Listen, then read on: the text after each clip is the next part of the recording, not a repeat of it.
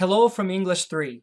We recently partnered with Texas A&M University and Kansas University Medical Center on their process for evaluating English proficiency for J-1 scholars. And in an effort to better understand the broader challenges among Tier 1 research universities, we completed a study and presented a webinar. And now, as we invite more universities to join the conversation, we wanted to provide a quick summary of that webinar. In the first few months, we have spoken with 56 Tier 1 universities, some of which are included in the graphics shown. And those conversations have included directors, assistant directors, and J-1 specific advisors.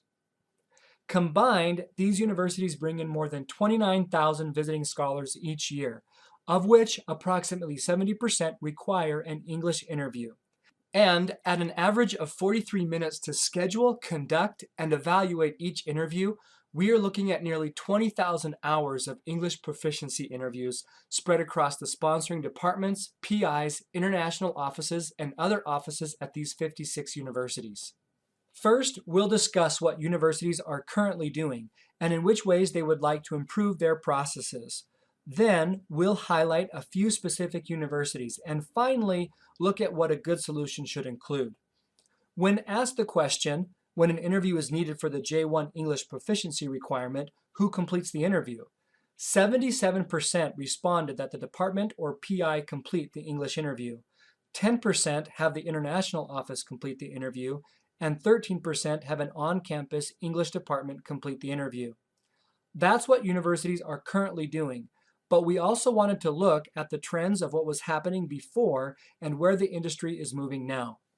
So, a look into the past. In 2015, when the State Department requirement changed, 93% had the PI complete the interview. Today, 77% have the PI complete the interview, and if we segment out those universities who have the PI complete the interview, 61% are open to changing their current processes. 26% are actively looking to change their current process, and only 13% are fully satisfied with the current process. So 3 questions naturally come from this. Why are so many universities having the PI complete the interview? And why is there so much dissatisfaction? And lastly, what are other options? So why do so many universities have the PI complete the interview? And I won't read all of these quotes. You're welcome to pause the video and read as many as you would like. The general theme is that the PIs are the ones that will be interacting with the scholars, and that the international offices simply do not have the time or manpower to interview so many scholars. And then, looking at why universities are moving away from having the PI complete the interviews, this quote from the assistant director at Michigan State does a great job of encapsulating much of what's happening in the industry.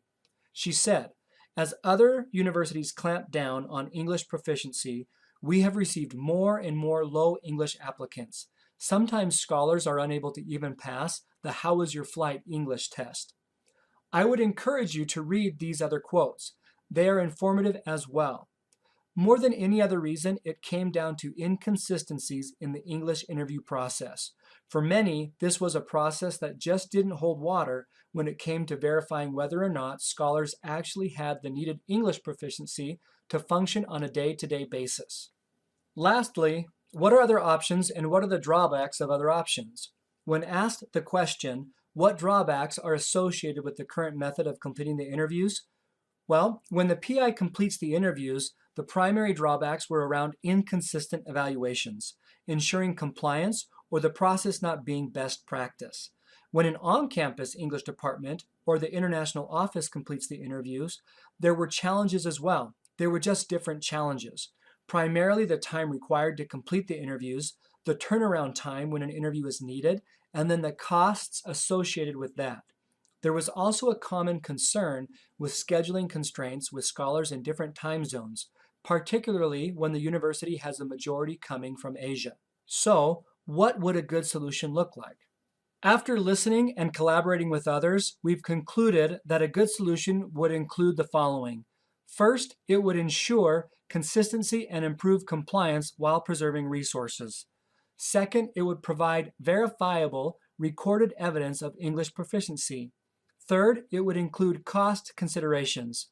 Fourth, it would reduce the workload required for the international office, the departments, and scholars anytime and anywhere. As a quick aside, we've talked with well over 100 scholars, and they also have opinions on what's important to them in this process. And finally, number 5, it would be easy to implement and convenient to use. We'd love to have you added to the conversation to see if your experience is similar to those of other universities mentioned, and what challenges are present and what solutions are working. Kansas University and Texas A&M will be leading a discussion on this topic at the upcoming Tri-Regional NAFSA Conference in Denver. If it's helpful, we'd love to connect you with other universities whose experiences are similar to yours. Thank you for taking the time to watch this webinar summary, and have a great day.